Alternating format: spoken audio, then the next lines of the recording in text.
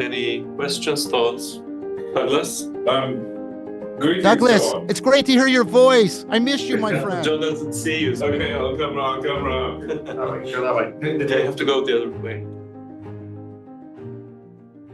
So I'm going to pick up on, in part, Father Katsos's worries about an anthropomorphic perspective on the universe.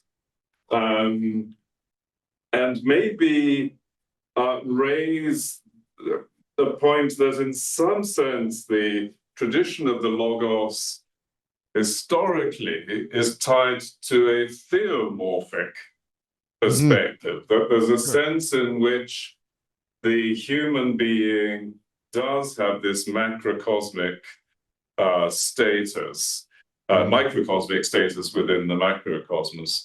I wonder what I mean, this is sort of pushing you, as it were, in a direction that you hint at from time to time, but with your analysis of Quine and Goodman and Dennett, your sort of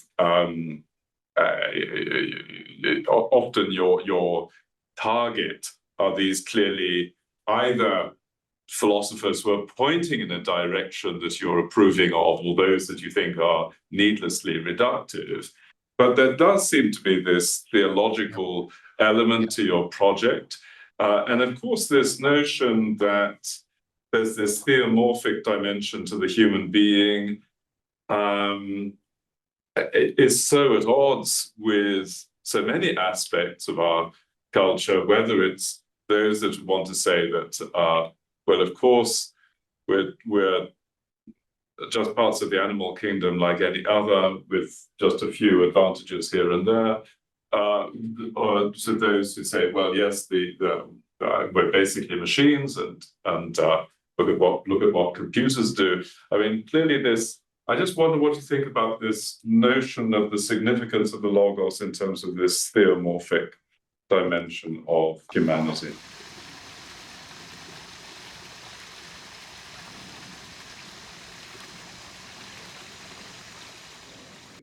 I think that you're exactly right to point it there. Notice I did take time to try to seriously criticize we're just a machine, or we're just an evolution. It's just evolution. I specifically made those targets because I'm trying to open up a space. So Richard Dawkins famously said, the cell is a model of its environment.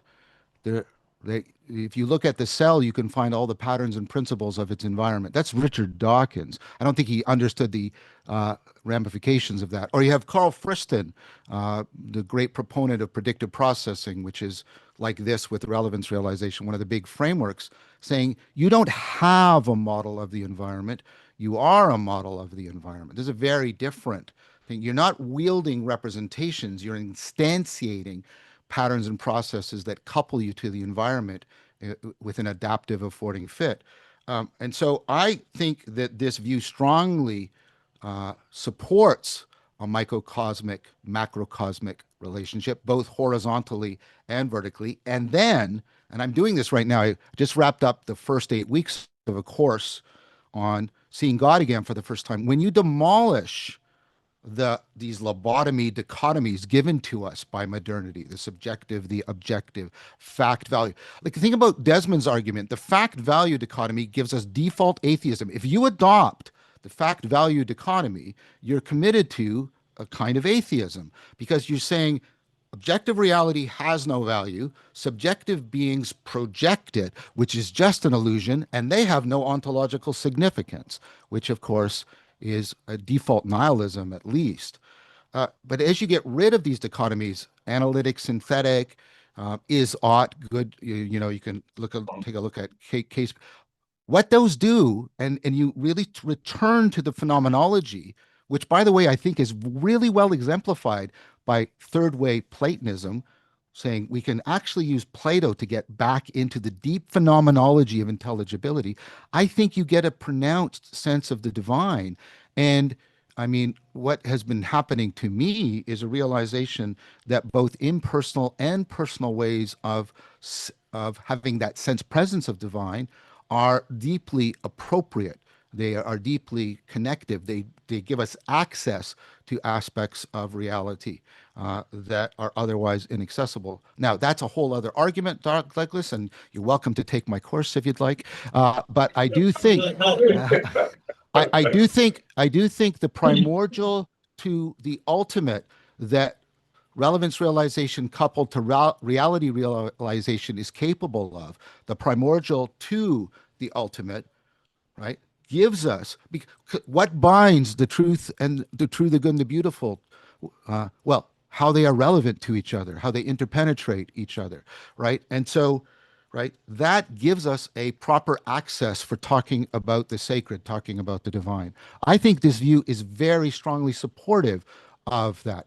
But what it does is undermine any simplistic anthropomorphic interpretations of that.